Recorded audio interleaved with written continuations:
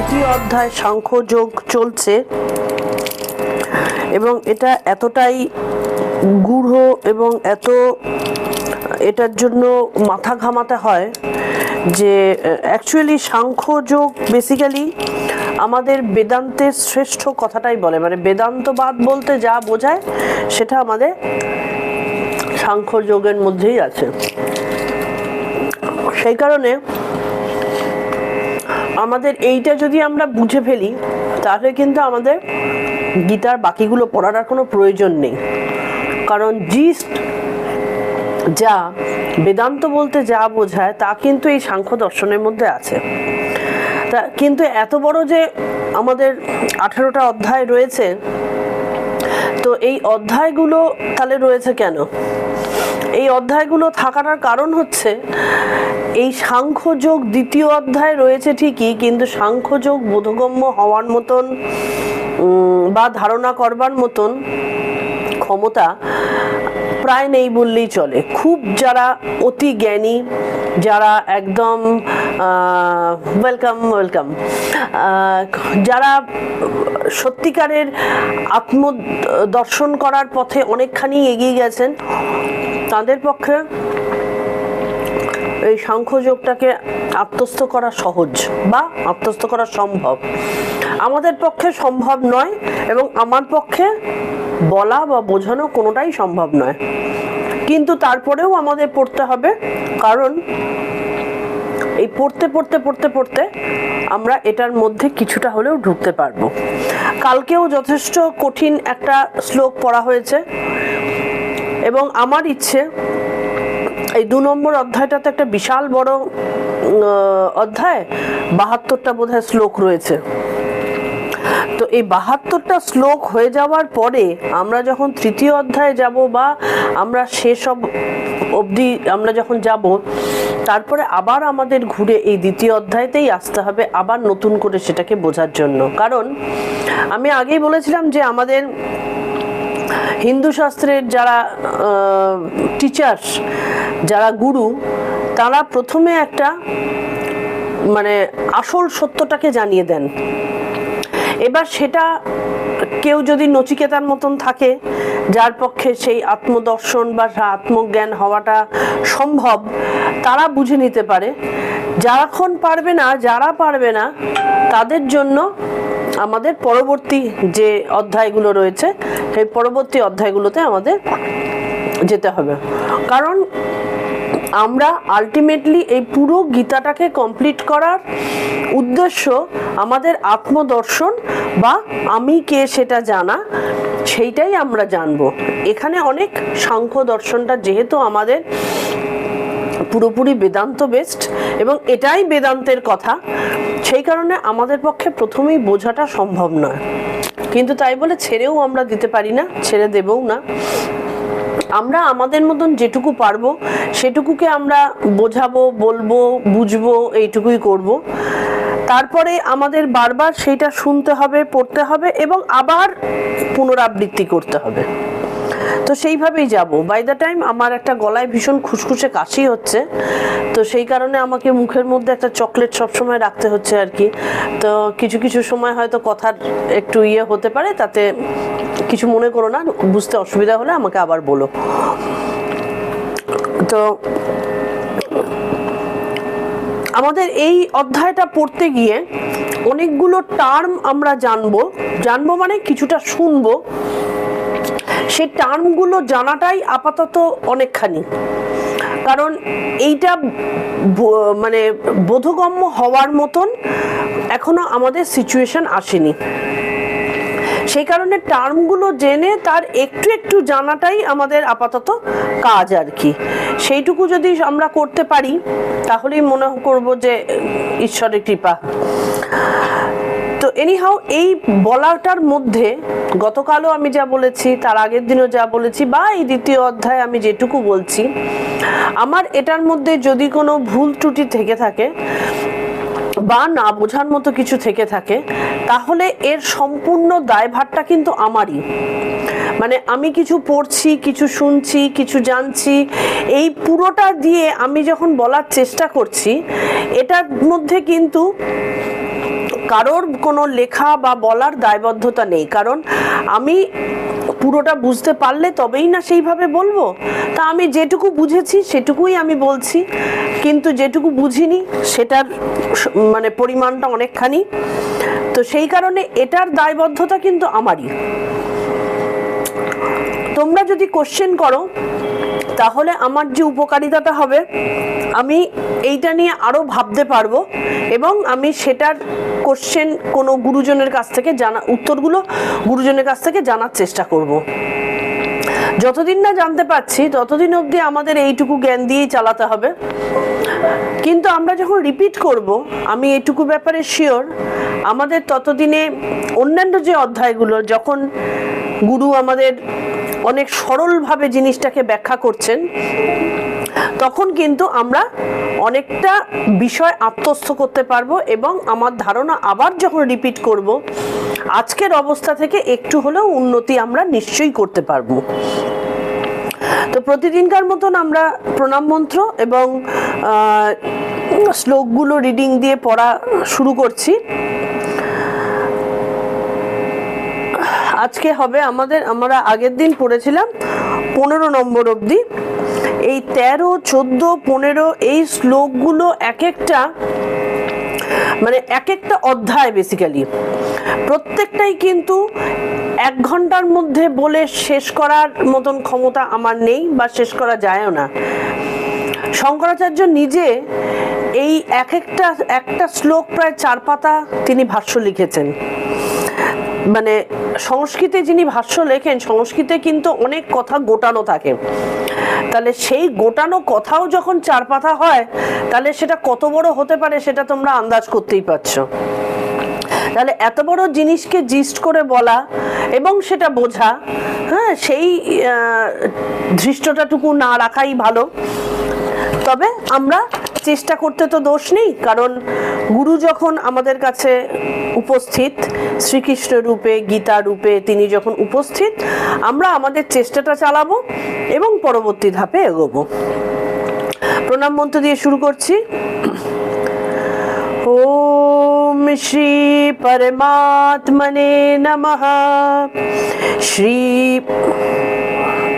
প্রণাম মন্ত্র শুরু করা হয়নি আর কি, প্রণাম মন্ত্র দিয়ে শুরু করছি।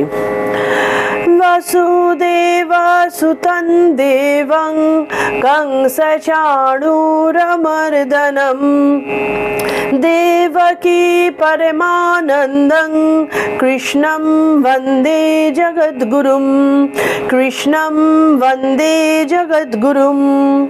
ওম শ্রী পরমাত্মনে নমঃ। শ্রীমদ্ভগবদ্গীতা अथ द्वितीयोऽध्यायः। संजय उवाच तथा कृपयाविष्टम् अश्रुपूर्णाकुलेक्षणम् विषीदन्तमिदं वाक्यम् उवाच मधुसूदनः। श्रीभगवानुवाच कुतस्त्वाकश्मलमिदं विषमे समुपस्थितम् अनार्यजुष्टमात्सर्ग्यम् अकीर्तिकरमर्जुन।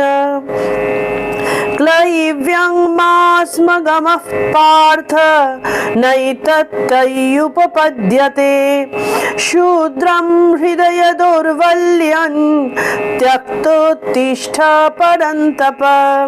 अर्जुन उवाच कथं भीष्ममहं सङ्ख्ये द्रोणै च मधुसूदन। इषुभिः प्रतियोत्स्यामि पूजार्ह वरिसूदन। गुरून् हत्वा हि महानुभावान् श्रेयो भोक्तुं वैक्ष्यमपीह लोके। हत्वार्थकामांस्तु गुरूनिहैव भुञ्जीय भोगान् रुधिरा प्रतिग्धान् न चैतद्विद्मः कतरन्नो गरीयो यद्वा जयेम यदि वा नो जयेयुः यानेव हत्वान् जिजीविषामस्तेव स्थितः प्रमुखे धार्तृ राष्ट्राः कर्पण्यदोष पहत स्वभावः पृच्छामि त्वं धर्म सम्मूढ चेताः यत्श्रेयसन्निश्चितं ब्रूहि तन्मे शिष्यस्तेऽहं शाधि मां त्वं प्रपन्नम् न हि प्रपश्यामि ममापनुद्यात् यच्छोकमुच्छोषणामिन्द्रियाणाम् आवाप्य भूमाव सपत्नमृद्धं राज्यं सुराणामपि चाधिपत्यं सञ्जय उवाच एवमुक्त्वा ऋषिकेशं गुडाकेशः परन्तप न योत्स इति गोविन्दम् उक्त्वा तूष्णीं बभूवः तमुवाच ऋषिकेशः प्रहसन्निव भारत सेनयोरुभयोर्मध्ये विषीदन्तमिदो वचः श्रीभगवानुवाच अशुच्यानन्वशोचस्त्वं प्रज्ञावादांश्च भाषसे गतासून गतासूंश्च नानुशोचन्ति पण्डितः न त्वेबाहै जातु नासन् न त्वं नेमे जनाधिपः न चैव न भविष्यामः सर्वे वयमतः परम् देहिनोऽस्मिन् यथा देहे कौमारं यौवनं जरा यथा देहान्तरप्राप्तिर्धीरस्तत्र न मुह्यति मात्रस्पर्शास्तु कौन्तेय शीतोष्ण सुख दुःखदः अगमापायिनो नित्यस्तं स्थितिक्स्व स्वभारत यं हि न व्यथयन्ते ते पुरुषं पुरुषर्षभ समदुःख सुखं धीरं सोमृतत्वाय कल्पते। এই 15 নম্বর অবধি আমাদের পড়া হয়েছিল। 15 নম্বরে এটাকে আমরা খুব ছোট্ট করে একটুখানি জাস্ট বলে দিই, আবার তো পরে বড় করে আমাদের বলতেই হবে। এখানটাতে পুরুষ শ্রেষ্ঠ বলা হয়েছে অর্জুনকে এবং ঋষভ বলা হয়েছে। ঋষভ কেন বলা হয়েছে? কারণ তিনি স্বয়ং প্রকাশিত হওয়ার মতন ক্ষমতা তার রয়েছে এবং আত্মা পরমানন্দ স্বরূপ, তাই তিনি ঋষভ, অর্থাৎ জগতের সমস্ত পদার্থ অপেক্ষা তিনি শ্রেষ্ঠ। এবং তিনি আমাদের শরীর রূপ অষ্টপুরের মধ্যে তিনি বাস করছেন। অষ্টপুর কি কি? কর্মেন্দ্রিয়, জ্ঞানেন্দ্রিয়, অন্তঃকরণ, প্রাণ, ভূত, কাম, কর্ম, তম বা অবিদ্যা। এই অষ্টপুরের মধ্যে যিনি বাস করেন তিনি পুরুষ। তাহলে এই অষ্টপুরের এটাকে কর্মেন্দ্রিয় কি কি, এইগুলো নিয়ে আমাদের আত্মা আর কি শরীর ধারণ করেন, কারণ এগুলো পার করে তবে ভেতরে আত্মা রয়েছেন। কর্মেন্দ্রিয় কি কি? বাক, প্রাণী, পায়ু, পাদ, উপস্থ, কর্মেন্দ্রিয় 5টা। তারপরে জ্ঞানেন্দ্রিয় শ্রোত্র, নেত্র, নাসা, জিহ্বা, ত্বক 5টা। অন্তঃকরণ কি? মন, বুদ্ধি, চিত্ত, অহংকার 4টে। প্রাণ 5টা, প্রাণ, অপান, সমান, উদান, ব্যান। আর 5টা ভূত কি? ক্ষিতি, অপ তেজ, মরুদ, বোম, আর কাম মানে কামনা, কর্ম এবং তম বা অবিদ্যা। এই পুরো জিনিসগুলোর ভেতরে থাকেন আত্মা। এতগুলো জিনিস পার হয়ে তবে তিনি থাকেন এবং আত্মা এই দিয়ে তার অষ্টপুর তিনি তৈরি করেছেন, তার ভেতরে তিনি বসবাস করেন। তাহলে যিনি জ্ঞানী তিনি জানেন যে আমাদের তার জন্মও নেই, মৃত্যুও নেই, এবং তিনি দেহ থেকে আলাদা একটা সত্তা। তিনি আত্মার অস্তিত্বকে অনুভব করতে পারেন এবং তিনি মনে করেন যে দেহের কষ্ট থাকতেই পারে, কিন্তু জরা ব্যাধি বা বার্ধক্য এই সমস্ত কিছু জিনিস আসে হচ্ছে আমাদের বাইরের যে দেহ তার উপরে আসে। মৃত্যু আসন্ন, কিন্তু তিনি সবেতেই নির্বিকার থাকতে পারেন এবং তার কাছে দুঃখ, সুখ, জরা ব্যাধি, এই যে উথাল পাথাল, এই পুরো জিনিসটাকেই তিনি সমভাবে গ্রহণ করেন। সমভাবে গ্রহণ করার একমাত্র প্রক্রিয়া হচ্ছে সহ্য করা, কারণ সহ্যের সমান গুণ আর নেই, এইটা তিনি জানেন। আর ঠাকুর শ্রী রামকৃষ্ণ বলছেন যে সংসারের সুখ কিরকম, উটের কাঁটা খাওয়ার মতন। বারবার করে আমাদের রক্ত ঝরছে, আমাদের মুখ ছিঁড়ে যাচ্ছে, কিন্তু তারপরেও আমরা সেইটাকে সুখ বলে ভাবছি যে সেটা দিয়েই বোধহয় আমাদের আত্মতৃপ্তি লাভ হবে, কিন্তু বেসিক্যালি সেইটা হয় না।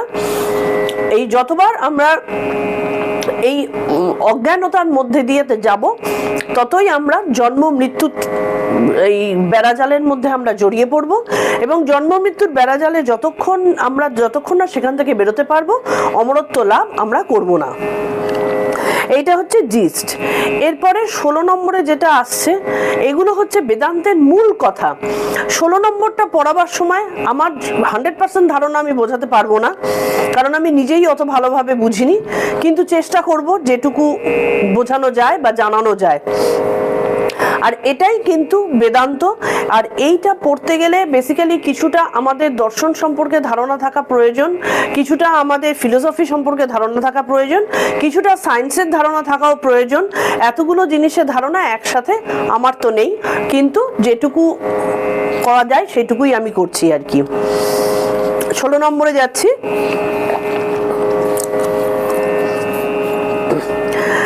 না সতো বিদ্যতে ভাবো, না ভাবো বিদ্যতে সতঃ, উভয়োরপি দৃষ্টন্তস তনয়োস্তত্ত্বদর্শিভিঃ।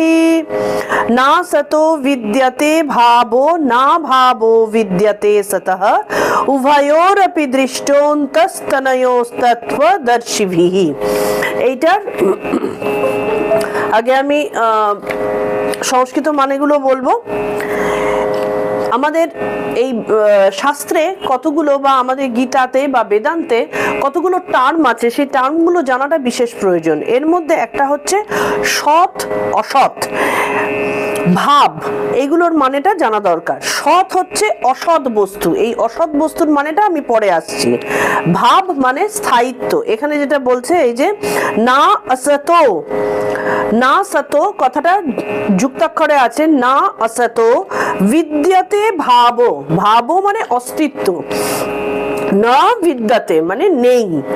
তেমনি সত, এই যে না অসতো বিদ্যতে ভাবো, না ভাবো বিদ্যতে সতঃ, তেমনি সৎ বস্তুর, যা সৎ, তার অভাব বা নাশ। এই যে অভাব মানে অস্থায়িত্ব বা নাশ, না বিদ্যতে মানে নেই। অসৎ বস্তুর স্থায়িত্ব নেই, সৎ বস্তুর অভাব নেই, এটাই বলতে চাইছেন। তত্ত্বদর্শিভিঃ মানে তত্ত্বজ্ঞানীদের, তু মানে কিন্তু, অনয় মানে এই, উভয়োরপি এই উভয়েরই অন্ত বা শেষ পরিণতি দৃষ্ট বা উপলব্ধি হয়েছে। যারা তত্ত্বদর্শী তাদের এই পুরো জিনিসটার উপলব্ধি হয়ে গেছে, এর শেষ পরিণতিটা কি।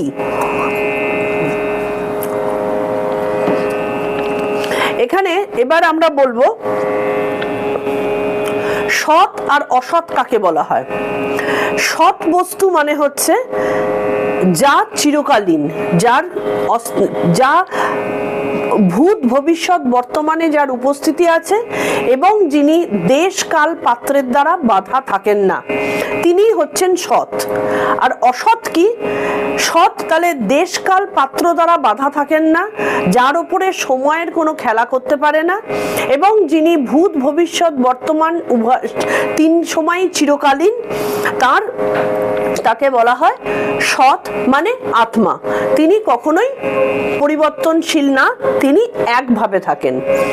আর আত্মা বাদ দিয়ে বাদবাকি যা কিছু আছে তাই হচ্ছে অসৎ, কারণ বাদবাকি সমস্ত কিছুরই কিন্তু বিনাশশীল এবং স্থান কাল পাত্র দ্বারা তারা বাধা থাকেন। তাহলে এখানে বলছেন অসৎ বস্তুর অস্তিত্ব নেই, তার মানে যে জিনিস মানে আত্মা বাদ দিয়ে বাদবাকি সব জিনিসেরই অস্তিত্ব নেই। এই অস্তিত্ব নেই কথাটার মানেটা কি? অস্তিত্ব নেই কথাটার মানেটা হচ্ছে এটা সময়ের সাথে সাথে বিলীন হয়ে যায়, আর সৎ বস্তু চিরকাল বিদ্যমান থাকে। এবার এই যে ভাব বা অভাব, অসৎ বস্তুর কখনো ভাব থাকে না, অসৎ বস্তুর স্থায়িত্ব চিরকাল থাকে না, আর সৎ বস্তুর অভাব হয় না। এবার এইটাকে আমি বোঝানোর জন্য কতগুলো ছোট ছোট জিনিস আমাকে বলতে হবে। যেমন বলা হয় যদি আত্মা এবং আত্মা ছাড়া বাদবাকি সবকিছু, আমরা এদিকে বলছি যে আমাদের ঈশ্বরই কিন্তু সবকিছু হয়েছেন। ঈশ্বরই নিজেকে যখন প্রকাশিত করছেন তিনি জগৎ হয়েছেন। তাহলে ঈশ্বর কি একদিকে চৈতন্যময়, আরেকদিকে জগৎ তো আমরা জানি জড়বস্তু। তাহলে ঈশ্বর কি একদিকে চৈতন্যময় আরেকদিকে জড়বস্তু? ঈশ্বর কি দুটোই? তাহলে এই কোশ্চেনগুলো আমাদের আসছে। আমাদের এখানটাতে কিছুটা বিজ্ঞান আসে। বিজ্ঞান কিভাবে বলছে যে বেসিক্যালি সবকিছুরই সত্তাই হচ্ছেন তিনি, যেটা একমেব দ্বিতীয়ম, যেটা সবকিছুর মধ্যে আছে। আমাদের বেদান্তের মধ্যে একটা ব্যাপার আছে অস্তি, মানে অস্তিত্ব বোধটা থাকা। কিভাবে থাকা, এখানটাতে কিছু উদাহরণ দেওয়া হচ্ছে। যেমন দুধ আর দই, দুধ থেকে দই তৈরি হয়, তাহলে দুধ আর দই দুটো আলাদা জিনিস বলে আমরা জানি, কিন্তু আমাদের বেদান্ত বলছেন না, দুধ আর দই এক জিনিস। তাহলে এটা তো একটু পাগলের মতন কথা হয়ে গেল যে দুধ আর দই একরকম কি হতে পারে বা এক জিনিস কি হতে পারে, কিন্তু বেদান্ত বলছেন এক। কোথায় এক? এবার আমরা সায়েন্সের দিকে আসছি। যখন আমরা দুটো পদার্থ নিয়ে বিচার করি, আমাদের সায়েন্সের মধ্যে কি ছিল? পদার্থকে যদি তুমি ভাঙো, ভাঙতে ভাঙতে আলটিমেটলি নিউক্লিয়াস, নিউক্লিয়াসের ভেতরে প্রোটন, নিউট্রন আর নিউক্লিয়াসের ভেতরে প্রোটন, নিউট্রন আর ইলেকট্রন, এই তিনটে জিনিস আছে। ঠিক যেরকম আমাদের সৌরমণ্ডল, সূর্যটা মাঝখানে, তার চারদিকে গ্রহগুলো ঘুরছে, ঠিক তেমনি এই নিউক্লিয়াসের চারদিকে আমাদের এই প্রোটন, নিউট্রন, ইলেকট্রন, এই জিনিসগুলোতে আমাদের একটা পদার্থের একেবারে কোর জায়গাটাতে আমরা ভেঙে দিচ্ছি। এবং প্রত্যেকটা পদার্থ, সেটা মানুষের জীবনের ক্ষেত্রেও হতে পারে, প্রত্যেকটা কোষের ভেতর ভাঙলে যে জিনিস বেরোবে, আবার জড় পদার্থেরও যদি সেই সূক্ষ্মাতি সূক্ষ্ম জায়গায় আমরা ঢুকে যাই, সেই একই জিনিস বেরোবে। তাহলে একই জিনিস যখন বেরোচ্ছে, তখন আলটিমেটলি অন্তরের একেবারে ভেতরের জিনিসটা যদি সেম হয়, তাহলে বাইরের প্রকৃতিটা ডিফারেন্স হচ্ছে, কিন্তু অন্তরের জিনিসটা তো একদম সেম, সেই একই প্রোটন, নিউট্রন আর ইলেকট্রন, তার মধ্যে কোনো রকম ভ্যারিয়েশন নেই। তাহলে দুধ আর দই একই থাকছে, একই হয়ে গেল এই যুক্তি দিয়ে আমি যদি বলি। এবার দুধের থেকে দই হচ্ছে, তাহলে সবই যদি একই হয়, তাহলে দুধের থেকে দই যদি হয়, তাহলে বালির থেকেও তো দই হওয়ার কথা, কিন্তু বালির থেকে তো দই হচ্ছে না, হচ্ছে কি দুধের থেকে দই হচ্ছে। তার কারণ দুধের মধ্যে সেই দইয়ের একটা এক্সিস্টেন্স আছে, সেই কারণেই দুধের থেকে দই হওয়া যায়, বালির থেকে দই হওয়া যায় না। এবার যে জিনিসটা আসছে যে আমরা অস্থি কথাটাকে কি করে আনবো? মানে আমাদের এই বেদান্ত দর্শনের মধ্যে আমরা কিভাবে দেখি একটা জিনিস আছে, যেমন আমি এইটাকে যদি একটা বোঝাই যে একটা সাপোজ একটা পেনকে যখন আমি দেখব তখন সেই পেনটাকে আমরা শুধু পেনই দেখছি। আমি যখন বলছি এটা একটা পেন বা এটা একটা পেন্সিল, তখন আমি বলবো এটা পেনই। কিন্তু বেদান্ত দর্শন বলছে যে না, তুমি একটা জিনিস দেখছো না, তুমি বেসিক্যালি দুটো জিনিস দেখছো। কি কি দেখছো? পেন দেখছো এবং পেনের এক্সিস্টেন্স বা অস্তিত্বটাকে দেখছো, তুমি দুটোকেই দেখছো। এই বিচারটা আসছে আমাদের বুদ্ধি দিয়ে। তাহলে আমাদের বুদ্ধির উপরে ডিপেন্ড করেই কিন্তু এই দুটো জিনিস হচ্ছে, পেন হচ্ছে এবং পেনের অস্তিত্ব হচ্ছে। এবার যদি আমি পেনটাকে সরিয়ে দিই কিন্তু পেনের ঢাকনাটা যদি আমার কাছে থেকে যায়, তাহলে আমি কি বলবো?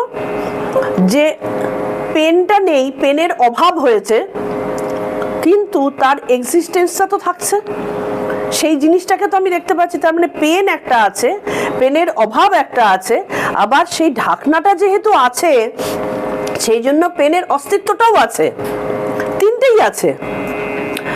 আর আমি যদি এই ঘরের মধ্যে বলি, এটাকে বলে ভাব, মানে অস্তিত্ব। এই জিনিসটাকে না সতো বিদ্যাতে ভাবো, না ভাবো বিদ্যাতে সদা। এই ভাব যেটাকে অস্তিত্ব, তার মানে এক্সিস্টেন্সটা থাকলোই।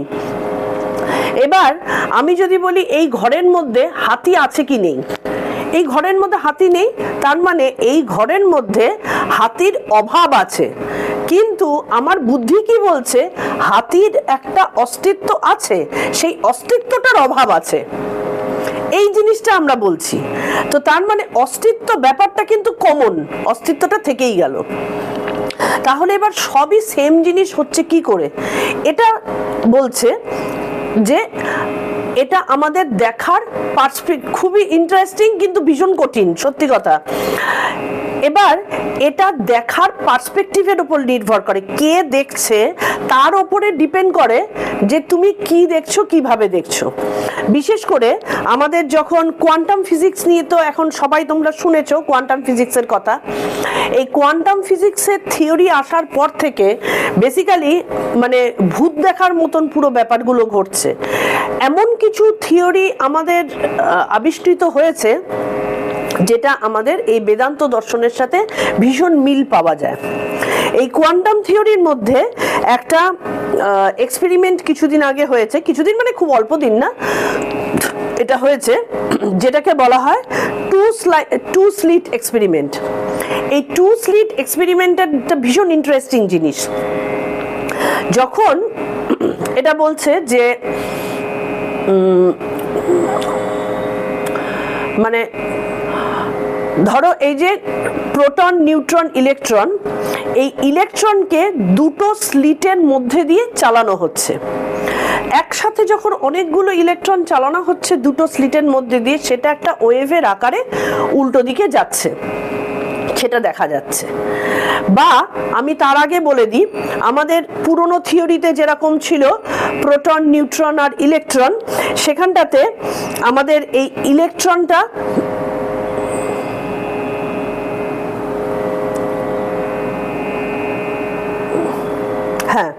এই ইলেকট্রনটা বেসিক্যালি চারধারে ঘোরে, মাঝখানে কেন্দ্রবিন্দু, তার চারধারে ইলেকট্রনটা ঘোরে।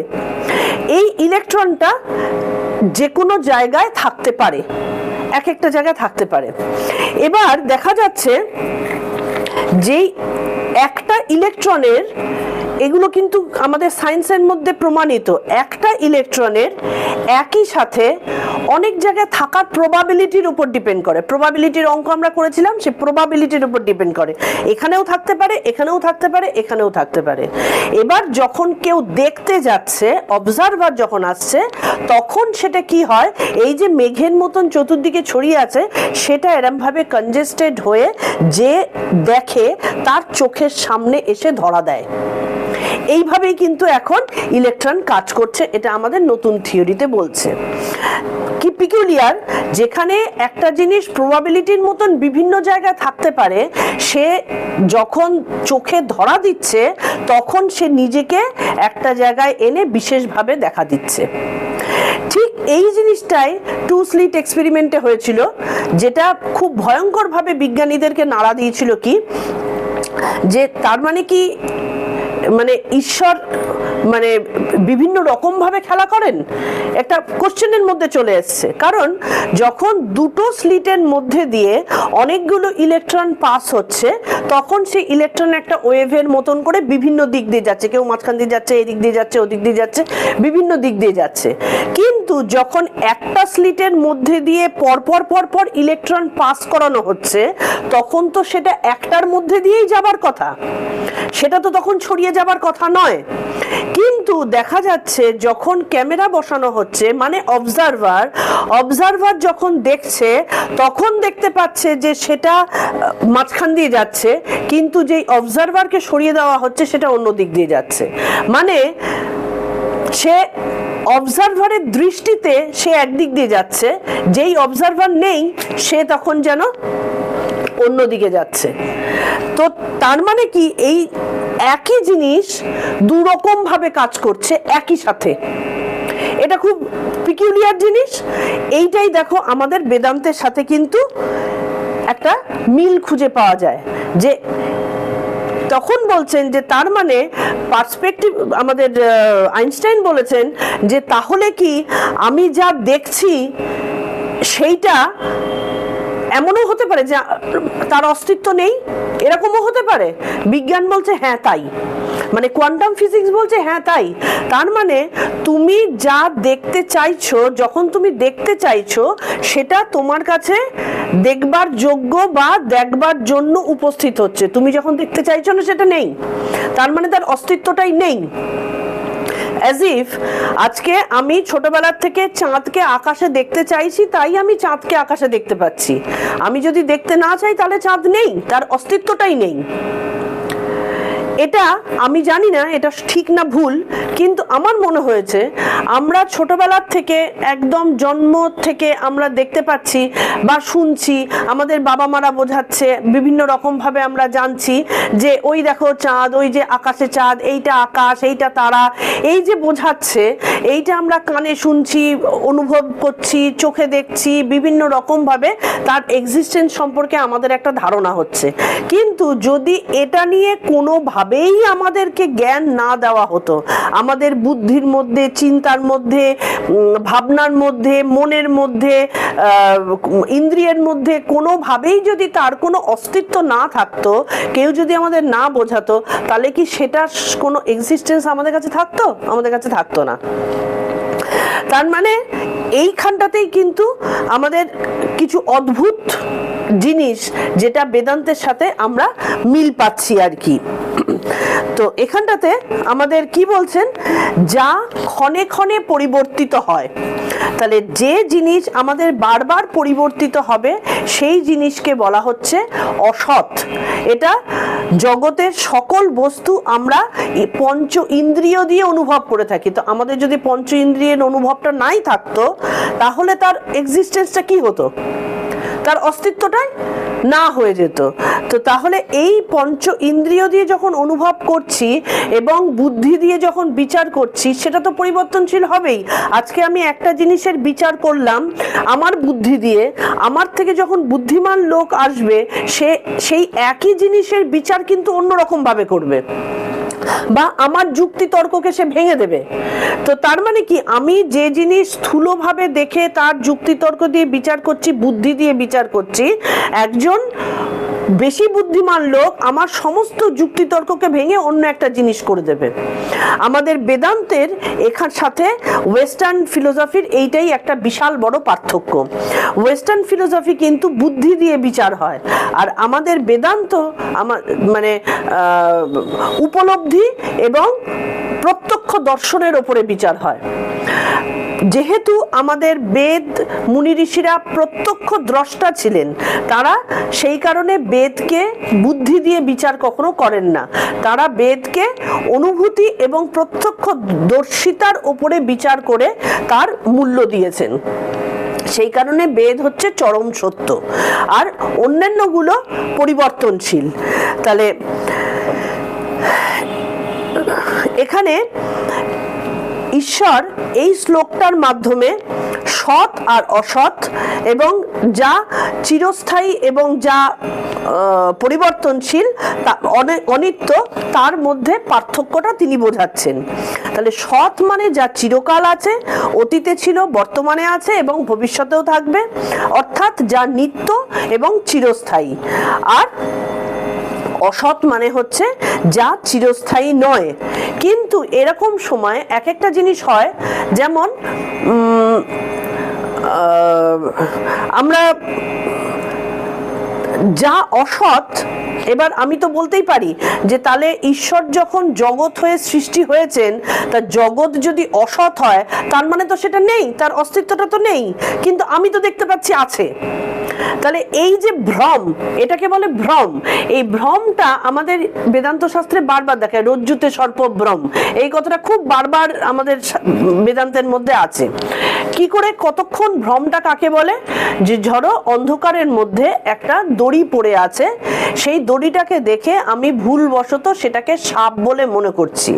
এবার যেই সাপ বলে মনে করছি সেই অনুযায়ী আমার আচরণ হচ্ছে, সেই অনুযায়ী আমি তার সাথে ব্যবহার করছি, সেই রকম ভাবেই কিন্তু ওই তৃতীয় জিনিসটা, দড়িটার সাথে আমার কানেকশন তৈরি হচ্ছে। কতক্ষণ অবধি? যতক্ষণ না আলো পড়ছে এবং আমি দেখতে পাচ্ছি যে ওটা বেসিক্যালি দড়ি, ওটা সাপ নয়। তাহলে যে মুহূর্তে আমার ওইটা চোখের সামনে ওপেন হয়ে গেল বা আলো পড়লো, তখনই আমি বুঝে গেলাম যে আমার পুরনো যে ধারণাটা ছিল সেটা ছিল ভ্রম, সেটা রজ্জু, এটা সর্প নয়। তাহলে সেম জিনিসটা কিন্তু আমাদের জীবনেও এই একই রকম ভাবে ঘটছে। আমরা মানে জ্ঞানের আলো থেকে, জ্ঞানের আলোটা আমাদের মধ্যে পড়ছে না বলে আমাদের এই পুরো জগৎটাকে আমাদের মায়াময় এবং এই জগৎটাকে সত্য বলে মনে হচ্ছে। সত্য কখন মনে হচ্ছে, কেন মনে হচ্ছে? কারণ আমরা এর ওপরে উঠতে পারছি না, এমন কোনো আলোকপাত আমরা করতে পারছি না যেটা আমাকে বোঝাবে যে এই জগৎটা বেসিক্যালি সত্য নয়, আমি যা দেখছি সেটা সত্য নয়, তার বাইরে আসলে সত্যটা রয়েছে। তো তাহলে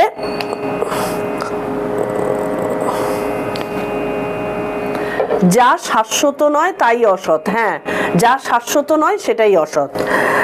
না, আমি যেটা বলতে চাইছিলাম, এটা আরেকটা কথা আমি বলতে চাইছিলাম।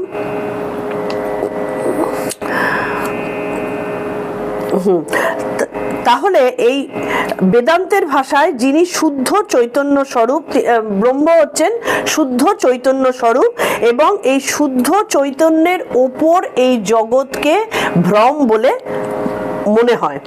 এই জড় জগৎ যেটা স্থূল, সূক্ষ্ম, অতি সূক্ষ্ম, এই প্রত্যেকটাই কিন্তু জড়।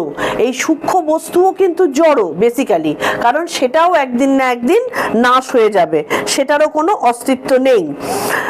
তো এবং ভগবান বলছেন না ভাবো বিদ্যাতে সতঃ, মানে যা সৎ তা ভবিষ্যতে থাকবে না, এরকম কখনো হতে পারে না। আমাদের অ্যাকচুয়ালি শরীর, মন, বুদ্ধি সবকিছুই যেহেতু একটা ভ্রমের মধ্যে দিয়ে চলছে, যেহেতু তার মধ্যে জ্ঞানের আলোকপাত হয়নি, সেই জন্য আমরা এই জড় পদার্থগুলোকে আমরা তার ভেতরের যে আসল সৎটা, যেটা ওই আমি প্রোটন, নিউট্রন, ইলেকট্রন বললাম, যে জিনিসটা থেকে যাচ্ছে, বা দুধ এবং দই, যখন দুধ থেকে যখন দই হচ্ছে, সেই দইয়ের যে বীজটা দুধের মধ্যে রয়েছে, কোনো একটা ক্যাটালিস্টের কারণে দইটা দুধটা দইতে পরিণত হলো, সেই ক্যাটালিস্টটা সম্পর্কে আমরা জানতে পাচ্ছি না, সেইটাকে আমরা আলোকপাত করতে পারছি না যে কোন ক্যাটালিস্টটার জন্য দই দুধে পরিণত হলো। আমরা বড়জোর ব্যাকটেরিয়া অবধি যাচ্ছি যে কোনো একটা ব্যাকটেরিয়া দুধটাকে দইয়ে পরিণত করে দিচ্ছে, কিন্তু আসলে তো তার ভেতরেও ওই একই প্রোটন, নিউট্রন, ইলেকট্রন রয়েছে। তাহলে কি ঘটনাটা ঘটছে? একটা কিছু পারস্পরিক সংযোগ ঘটছে, যে সংযোগের কারণে দুধ দইয়ে পরিণত হয়ে যাচ্ছে। তাহলে সেই জিনিস, যে ওই যেটার কারণে দুধ দইয়ে পরিণত হচ্ছে সেটা তো চিরকালীন, সেটা সবসময় থাকবে। তাহলে সেই জিনিসটারই আমরা বুঝতে পারছি না, কারণ আমাদের মধ্যে জ্ঞানের অভাব ঘটছে। এবার অভাব কি কি রকমের হয়, এখানে বলছেন যে অভাব হচ্ছে 4 রকমের। প্রাগ অভাব মানে উৎপত্তির আগে থেকেই যা অভাব থাকে, উৎপত্তি হয় না অবস্থা মানে উৎপত্তি না হওয়ার থেকেই যার অভাব থাকে, প্রাগ অভাব তাকে বলে। ধ্বংসাভাব মানে বস্তুর বিনাশ বা ধ্বংস হলে যে অভাব উৎপন্ন হয়। অত্যন্তাভাব বস্তু যে স্থানে থাকে সেই স্থান ছাড়া অন্য স্থানে যে অভাব বোধ হয়, মানে আজকে এখানটাতে হাতি নেই কিন্তু হাতি তো জঙ্গলে আছে, তাহলে হাতির অভাবটা এখানে আছে, জঙ্গলে কিন্তু হাতির অভাবটা নেই। তো তার মানে বস্তু যে স্থানে থাকে সেই স্থান ছাড়া অন্য জায়গায় যে অভাব অনুভূত হয়। আরেকটা হচ্ছে অনন্যাভাব মানে ঘট, এখানটাতে উদাহরণ দিচ্ছেন ঘট পট নয় কিংবা পট ঘট নয়, অর্থাৎ মাটি একই আছে কিন্তু পট আর ঘটের মধ্যে পার্থক্য আছে, ঘট কিন্তু পট না, আবার পট ঘট নয়। এই পটের মধ্যে ঘটের অভাব, ঘটের মধ্যে পটের অভাব, যেখানে মাটি দিয়েই ঘটও তৈরি হয়, মাটি দিয়েই পটও তৈরি হয়, দুটো একই জিনিস দিয়ে তৈরি কিন্তু দুটোর মধ্যে পার্থক্য রয়েছে। তাহলে এই যে অভাবগুলো, এই অভাব হচ্ছে আমাদের জাগতিক বস্তুর জন্য থাকে, যেটা আমাদের জগতের অতীত যিনি মানে আত্মা যে জায়গার জিনিসটাকে আমরা বলি বা ঈশ্বর যাকে বলি, পরম ব্রহ্ম যাকে বলি, এই জিনিসটার মধ্যে কিন্তু এই অভাবগুলো থাকে না। তার কারণ হচ্ছে তিনি একাই স্বয়ং প্রকাশিত, সেই কারণে তার মধ্যে কোনো কিছুর অভাব নেই, তিনি প্রকাশিত হচ্ছেন, তিনি নিজের মধ্যে নিজে লয় প্রাপ্ত হচ্ছেন। আর বস্তু যে ডিফারেন্স, যেমন দুধ দই বালি, এই যে বস্তুর ডিফারেন্স, এই ডিফারেন্স হচ্ছে 3 ধরনের। একটাকে বলে এগুলো শুধু জেনে রাখো, তার কারণ এগুলোর ভেতরে ঢুকতে গেলে মাথা খারাপ হয়ে যাবে। ঠাকুরও বলতেন যে আম খেতে এসছো, আম খেয়ে চলে যাও, কোথাকার আম কোন দেশ থেকে এসছে সেই জিনিস বেশি বুঝতে গেলে সত্যি কথাই আমাদের পক্ষে অত সহজ জিনিস নয়। এটা জাস্ট আমাদের যেহেতু গীতার মধ্যে সাংখ্যযোগ রয়েছে সেই কারণে আমরা চেষ্টা মাত্র করছি, কিন্তু অতিরিক্ত ভেতরে ঢোকা আমাদের এত তাড়াতাড়ি সম্ভব নয়, যার জন্য শুধু জানার জন্য এটা জেনে রাখো। তাহলে বস্তুর মধ্যেও 3 রকমের ভেদাভেদ রয়েছে, ভেদ রয়েছে। তাহলে 3 রকমের ভেদ কি কি? স্বগত ভেদ। স্বগত ভেদ মানে একই গাছ, তার মধ্যে যদি তুমি পাতা ফুল ফল, তাহলে গাছটা একই কিন্তু পাতা ফল নয়, ফল ফুল নয়, তাহলে এই 3টে একটা ভেদ, অথচ গাছটা একই আছে, এটাকে বলে স্বগত ভেদ। আরেকটা হচ্ছে স্বজাতীয় ভেদ। স্বজাতীয় ভেদ কি? একটা গাছ আরেকটা গাছ, এটাও গাছ ওটাও গাছ, আম গাছও গাছ লিচু গাছও গাছ, কিন্তু দুটোর মধ্যে পার্থক্য আছে, আম আর লিচু দুটো আলাদা, এটাকে বলে স্বজাতীয় ভেদ। আরেকটা হচ্ছে বিজাতীয় ভেদ। বিজাতীয় ভেদ কি? গাছ একটা, তারও প্রাণ আছে, গরু একটা, তারও প্রাণ আছে, মানুষ একটা, তারও প্রাণ আছে, এই 3টে হচ্ছে বিজাতীয় ভেদ। 3টের মধ্যেই প্রাণ আছে কিন্তু 3টে এক জিনিস নয়। অতএব এই যে এই 3 ধরনের ভেদ রয়েছে, অতএব এই ভেদটা কার মধ্যে রয়েছে? বস্তুগুলোর মধ্যে। গাছের মধ্যে ভেদ আছে, গাছের ফলের মধ্যে ভেদ আছে, গাছের সাথে অন্য প্রাণীর ভেদ আছে, কিন্তু ভেতরে তরঙ্গের মতন একটাই জিনিস রয়েছে, সেটা আত্মা, তার মধ্যে কিন্তু কোনো ভেদাভেদ নেই। এই মানুষ শরীরে যে আত্মা রয়েছে, পশুর শরীরেও সেই একই আত্মা রয়েছে, অন্য মানুষের শরীরেও সেই একই আত্মা রয়েছে, একই পরম ব্রহ্ম বিদ্যমান। এই ভেদাভেদগুলো কিন্তু কিসের দ্বারা আসছে? নাম রূপের ডিফারেন্সের জন্য।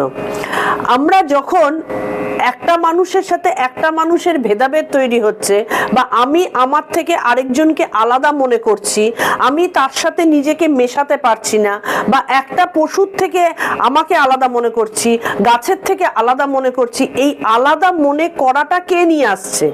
এটা নিয়ে আসছে নাম আর রূপের পার্থক্য। যেমন দুধ আর দই, এই দুধটা দুধ, তার কারণ হচ্ছে তার নাম হচ্ছে দুধ আর রূপটা হচ্ছে তরল।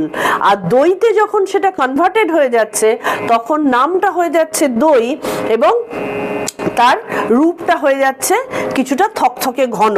তাহলে এই যে ডিফারেন্সটা বা স্বাদের ডিফারেন্স হচ্ছে, এই যে নাম আর রূপের ডিফারেন্সটা হওয়ার জন্য আমার কাছে দুধ দুধ, দই দই, এই দুটো আমাকে আসল জিনিসটা জানতে বাধা দিচ্ছে। আসলটা কোনটা? যে দুধের মধ্যেও যা রয়েছে সেই প্রোটন নিউট্রন ইলেকট্রন, দইয়ের মধ্যেও সেই প্রোটন নিউট্রন ইলেকট্রনই রয়েছে। এই বোধটা আমাকে জানতে বাধা দিচ্ছে কে? এই নাম আর রূপ। এই নাম আর রূপটাই কিন্তু অসৎ, তার কারণ এটা চিরকালীন নয়, এটা থাকবে না। আর এই নাম আর রূপটা আমাদের আসছে কোথার থেকে? কে এই নাম রূপের ডিফারেন্সটা আনছে? আমাদের বুদ্ধি। বেসিক্যালি এই নাম রূপ, এটা যে দুধ, এটা যে দই, এটা যে বালি, এটা যে তেল, এই পুরো জিনিসগুলোকে কে মানে তৈরি করেছে? কার দ্বারা এটা হয়েছে? আমাদের বুদ্ধির দ্বারা। সুতরাং বুদ্ধির দ্বারা এমন একটা জিনিস তৈরি হলো যে একেবারে ভেতরটা জানতে পারলো না, তার মানে বুদ্ধির ওপর ভরসা করে আমরা কখনোই ব্রহ্মকে জানতে পারি না। কারণ আজকে আমার বুদ্ধি একরকম, তাই একটাকে একরকম ভাবে ডেসক্রাইব করছি, সেই বুদ্ধি যখন আরো পরিপক্ক হবে তখন সেই ডেসক্রিপশনটা কিন্তু আলাদা হয়ে যাবে। সেই কারণে বুদ্ধির দ্বারা কখনো আমাদের বেদান্ত দর্শনকে ব্যাখ্যা করা যায় না। আমাদের সেইটা কিন্তু যারা তত্ত্বদর্শী, যারা দর্শন করেছেন একেবারে প্রত্যক্ষদর্শী, তাদের ওপরে কিন্তু আমাদের ডিপেন্ডেন্ট হতে হয়। সেই কারণেই বেদের ওপরে আমরা এতখানি ডিপেন্ডেন্ট। এই নিত্য আর অনিত্য,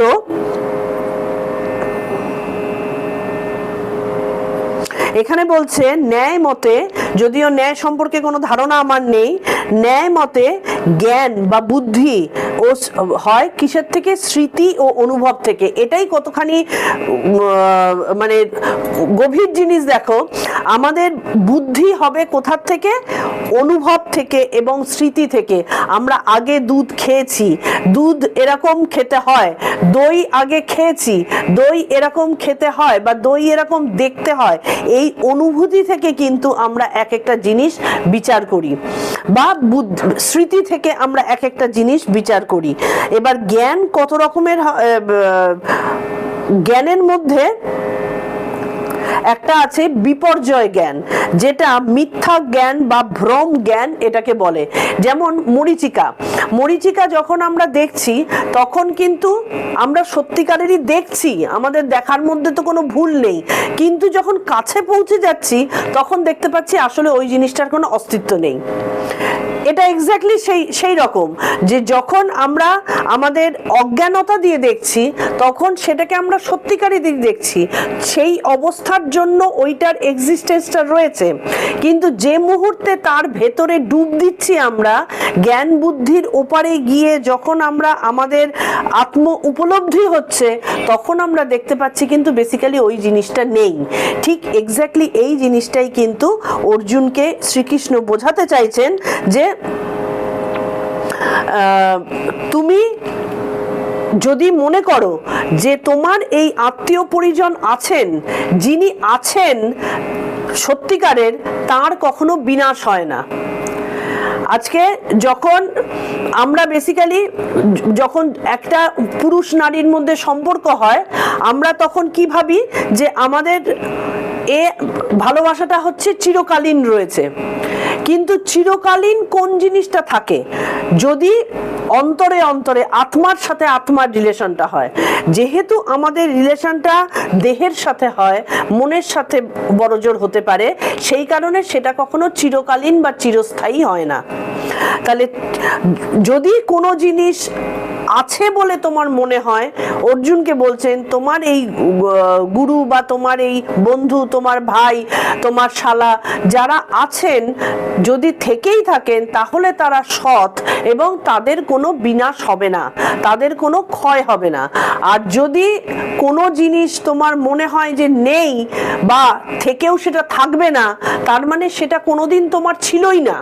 এটা আমাদের বাস্তব ক্ষেত্রেও কিন্তু সত্যি, যে জিনিস আমাদের কাছে থাকে না সেই জিনিস কিন্তু কোনোদিনই আমার ছিল না। যে কারণে যদি কোনো প্রবলেম সামনে আসে, বেসিক্যালি প্রবলেম বলে কিছু হয় না, কিন্তু হয় সেই কোনো কিছু যদি প্রবলেম হিসেবে থাকে তাহলে তার সমাধান থাকবেই, কারণ কোনো তালা চাবি ছাড়া তৈরি হয় না। প্রবলেম যদি এসে থাকে তাহলে তার সমাধান আছেই। আমরা আমাদের কোনো দুর্বলতার কারণে, অজ্ঞানতার কারণে সেই চাবিটাকে আমরা খুঁজে পাচ্ছি না। কিন্তু যদি দেখা যায় যে এমন একটা অবস্থা যেটার আমরা প্রবলেম বলে মনে করছি এবং সেটার সমাধান নেই, তখন সেটাকে বলে সিচুয়েশন। সেই সিচুয়েশনটাকে তখন কি করতে হয়? মেনে নিতে হয়, কারণ সেটার থেকে বেরোনো আর যায় না। সেটা তার মানে কোনোদিনই তোমার ছিল না, এটাকে তোমার মেনে নিতে হবে।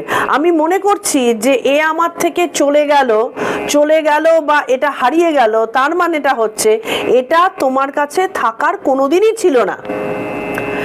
এই সিচুয়েশনটাকে তুমি মেনে নাও। কিন্তু যদি তুমি মনে করো যে এরা আছে, তাহলে এদের কোনোদিনও ক্ষয় হবে না, এদের কোনোদিনও শেষ হবে না।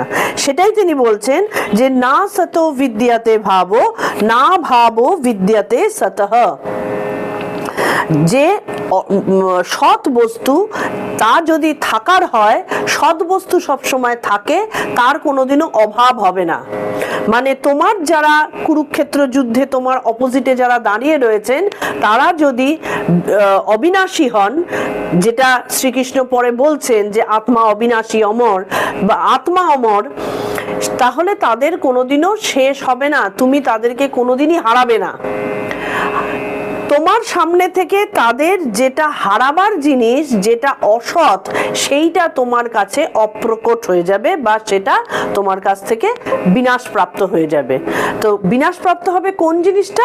তোমার বাইরের স্থূল জগৎটা, সেই জিনিসটা বিনাশপ্রাপ্ত হয়ে যাবে। কিন্তু তোমার যে আসল, তুমি তাদেরকে আসল অবধি তো ভালোবাসতেই পারোনি, আসল অবধিকে জানতেই পারোনি, কারণ জ্ঞানের অভাব তোমার মধ্যে রয়েছে। জ্ঞানের অভাব রয়েছে বলেই তুমি সেই রজ্জুতে সর্পভ্রম, এই জিনিসটা বারবার হচ্ছে। তো যতক্ষণ না আমাদের ভেতরে জ্ঞান আসছে, ততক্ষণ অবধি সেই দড়িটাকে তো আমি সাপ বলে মনে করছি, আমার তো সেই ভয়টা হচ্ছে।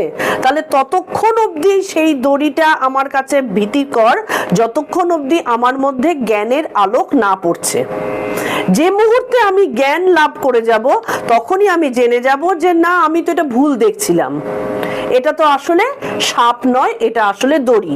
ঠিক সেম জিনিসটা আমাদের এই বাস্তব জগতের ক্ষেত্রেও হচ্ছে। তার কারণ হচ্ছে এই বাস্তব জগতের প্রত্যেকটা জিনিস, যেটা ইলেকট্রন, নিউট্রন, প্রোটন দিয়ে তৈরি, একেবারে ভেতরকার জিনিস, যেটা সায়েন্স, যেটা আমি বললাম যে যদি তুমি মনে করো যে চাঁদ তুমি দেখতে চাইছো না, তার মানে নেই।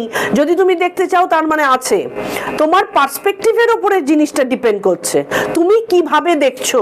আমরা খুব ক্ষুদ্র আকারে, এত বড় দিকে না গিয়ে যদি ছোট আকারে দেখি, খেয়াল করে দেখবে আমরা একই জিনিসের মানে বিভিন্ন জন বিভিন্ন রকম করে। একই জিনিস এক একজনের কাছে এক এক রকম দৃষ্টিতে ধরা পড়ে। সেটা ডিপেন্ড করে তোমার মানসিক স্থিতির ওপর, তোমার জ্ঞানের ওপর, তোমার সেইটা নিয়ে তোমার ভাবধারা কি ছিল, সেইটার ওপরে ডিপেন্ড করে।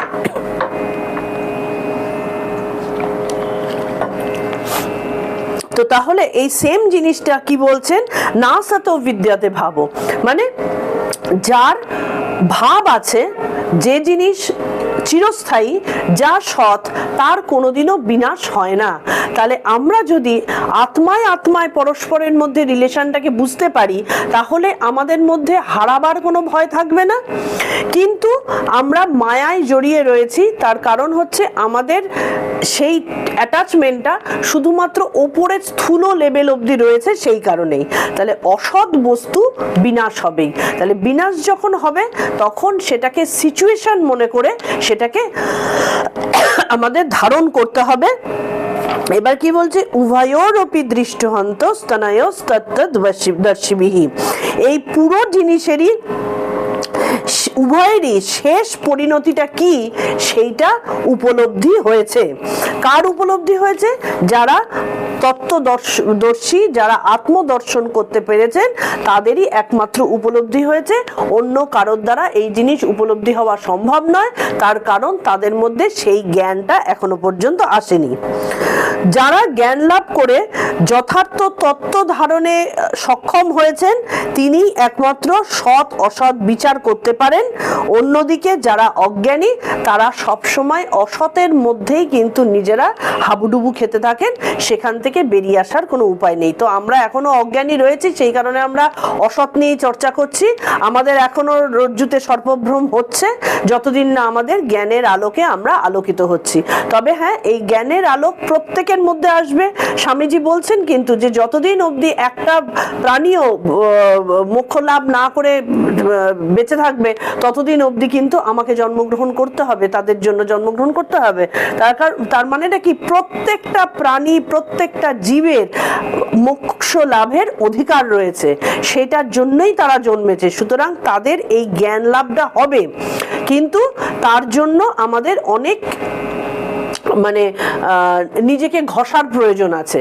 ধীরে ধীরে ধীরে ধীরে একটা একটা করে স্টেপ যেতে যেতে আমরা সেই দিকে পৌঁছাবো।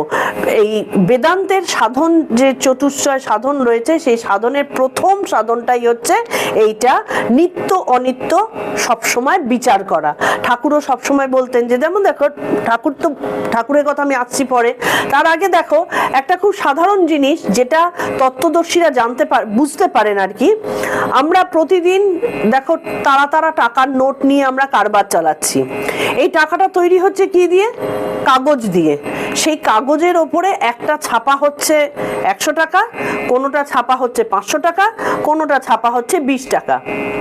তাহলে এই ছাপার উপরে ডিপেন্ড করে 20 টাকার একটা ভ্যালু, 100 টাকার একটা ভ্যালু, 500 টাকার একটা ভ্যালু। কিন্তু আমি যদি এই উপরের ছাপাটাকে সরিয়ে দিই, ছাপাটা যদি না দেখি, বেসিক্যালি একটা কাগজ, তাছাড়া আর কিছুই নয়। জ্ঞানীরা ঠিক সেইভাবেই দেখেন যে গুণ আরোপিত হয়েছে বিভিন্ন জিনিসের উপরে, আর সেটার সম্পর্কে জ্ঞানটা আমাদের নেই দেখে আমার কাছে এ উঁচু, এ নিচু, এ পশু, এ মানুষ, এ জ্বর, এ জীব, এরকম ভাবে আমরা ডিফারেন্সিয়েট করে দিয়েছি। কিন্তু যে মুহূর্তে আমাদের সেই ওপরের চাদরটাকে আমরা সরিয়ে দিতে পারবো, বা সেই 20, 100 আর 500 ছাপাটাকে যখনই আমরা সরিয়ে দিতে পারবো, সেটা সরিয়ে দিলে আমরা কি দেখতে পাবো? সেই পাতাটাই শুধু তখন আমাদের চোখের মধ্যে আসবে, পাতাটাই তখন ভাসবে, তখন আর বাইরের জিনিসগুলো ভাসবে না।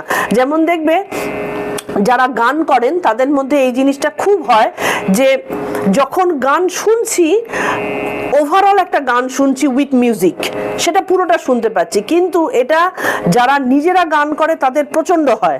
তখন সেই গানের আলটিমেটলি গানের মাধুর্যটাকে হারিয়ে ফেলি। আমি নিজেও যখন গান করতাম তখনও হতো, করতে গিয়ে তবলা যেন আলাদা হয়ে গেল, সারেঙ্গি আলাদা হয়ে গেল, হারমোনিয়াম আলাদা হয়ে গেল, গলার গান আলাদা হয়ে গেল, সব আলাদা আলাদা আলাদা হয়ে গেল। সব কিছু সরিয়ে দিয়ে শুধু গানটা যেন কানের মধ্যে আসছে। তখন তবলার আওয়াজ আসছে না, সারেঙ্গির আওয়াজ আসছে না, মিউজিকের আওয়াজ আসছে না, শুধু গলাটার আওয়াজ আসছে। যেই গলাটার আওয়াজ আসছে, ওই বিভিন্ন আনুষঙ্গিক মিউজিক তো গলার অনেক দুর্বলতাকে ঢেকে দেয়, অনেক ত্রুটিকে ঢেকে দেয়।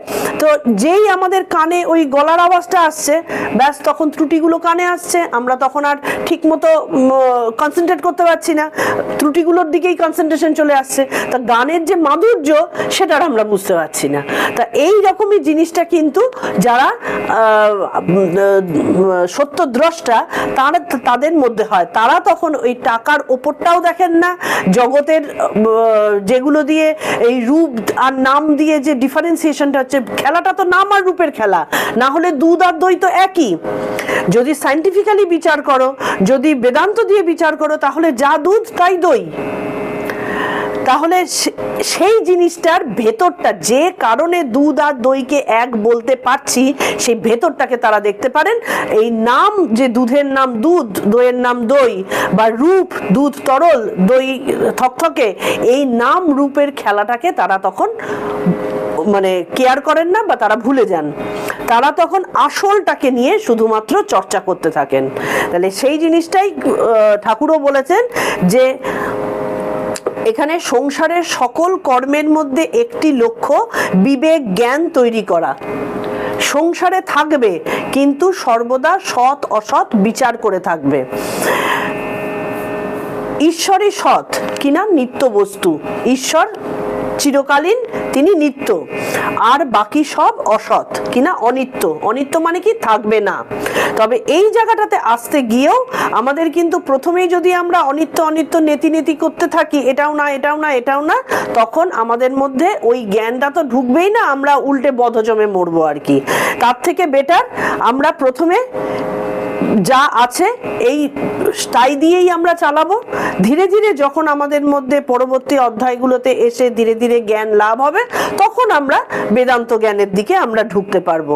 এখানে বলছেন ঈশ্বরই একমাত্র বস্তু। টাকায় কি হয়?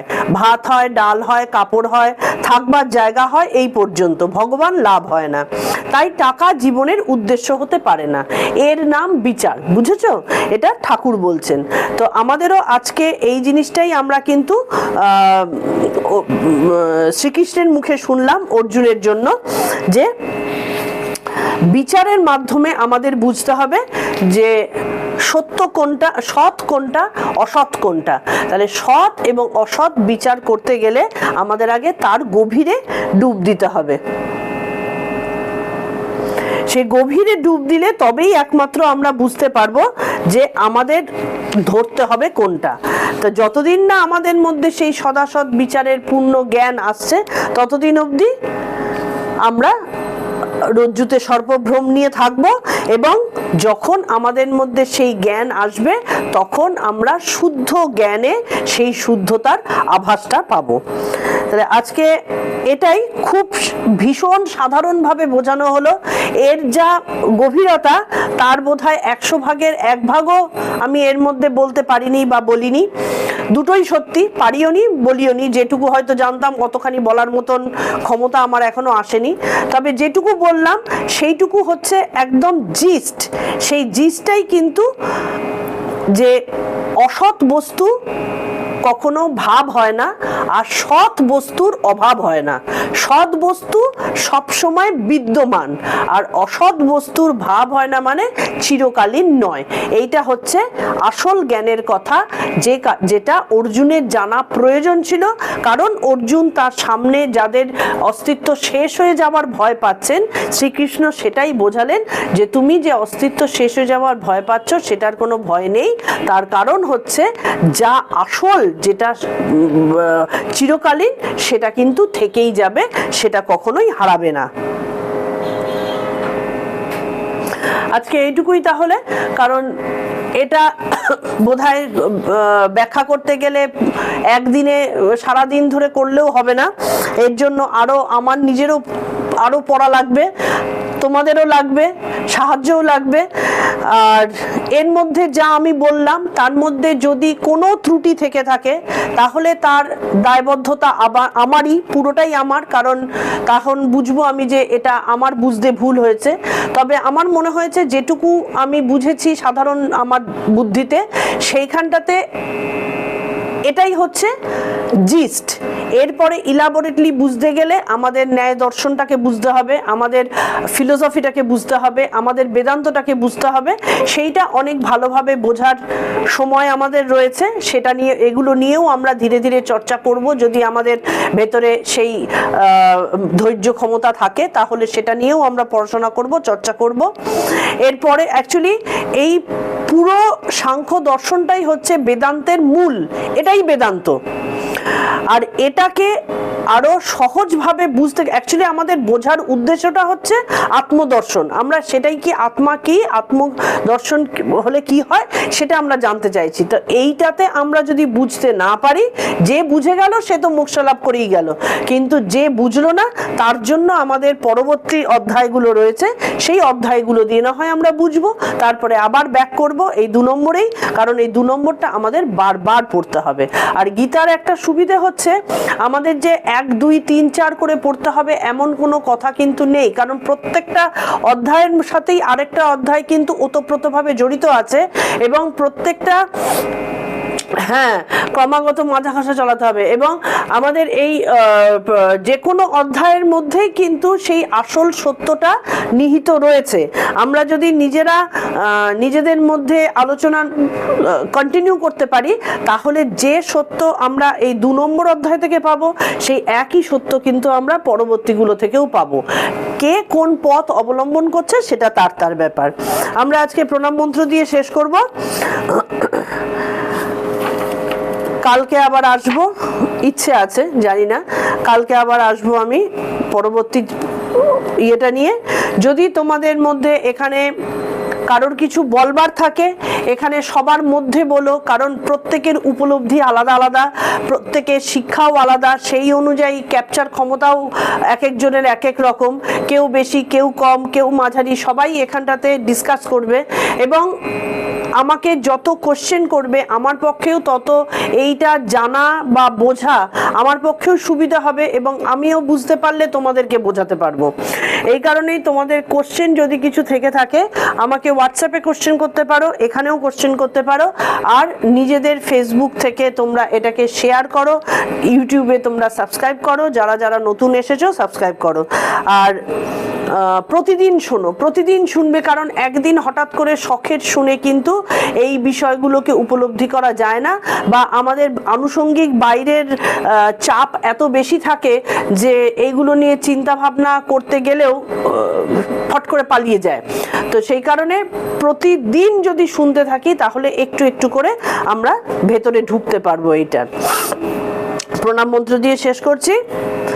ओम तत्सदिति श्रीमद्भगवद्गीतासु उपनिषत्सु ब्रह्म विद्यायां योगशास्त्रे श्रीकृष्णार्जुन संवादे सांख्य योग नाम द्वितीयोऽध्यायः। ओम श्री कृष्णार्पणमस्तु। ओम श्री कृष्णार्पणमस्तु।